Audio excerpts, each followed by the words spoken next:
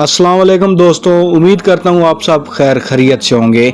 शराजी वजीफ़ा ऑफिशियल में आपको खुश आमदीद कहता हूँ। तो हाजिर हूँ आपकी खिदमत में एक नए वजीफ़े के साथ। अगर मैं आपसे कहूँ कि कुरान की एक ऐसी आयत है जिसे नबी करीम सल्लल्लाहु अलैहि वसल्लम ने कुरान की सबसे अजीम आयत करार दिया, तो वो आयत कौन सी है? वो है आयतल कुर्सी।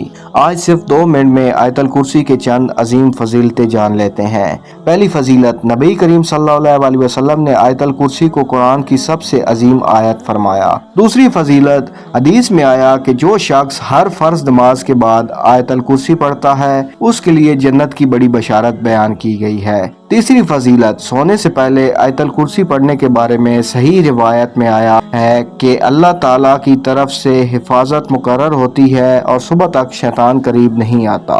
चौथी फजीलत, आयतल कुर्सी अल्लाह ताला की अजीम कुदरत और कामिल इल्म की याद दिलाती है, इसलिए कसरत से पढ़ना ईमान को ताज़ा करता है। पांचवी बात, अगर आप रोजाना आयतल कुर्सी को अपनी जिंदगी का हिस्सा बना लें तो ये कुरान से मजबूत ताल्लुक बनाने का एक बेहतरीन जरिया है। आखिर में दुआ है कि अल्लाह ताला हमें कुरान पढ़ने, समझने और इस पर अमल करने की तौफीक अता फरमाए। अगर आप चाहते हैं कि हमारी रोजाना की इज्तिमाई दुआओं में आपका नाम भी शामिल हो तो अपना नाम कमेंट में ज़रूर लिखें और रोजाना इस्लामी दुआओं और वज़ाइफ के लिए हमारे चैनल को सब्सक्राइब कर लें। अल्लाह ताला आपकी तमाम जायज़ दुआओं को कबूल फरमाए। आमीन।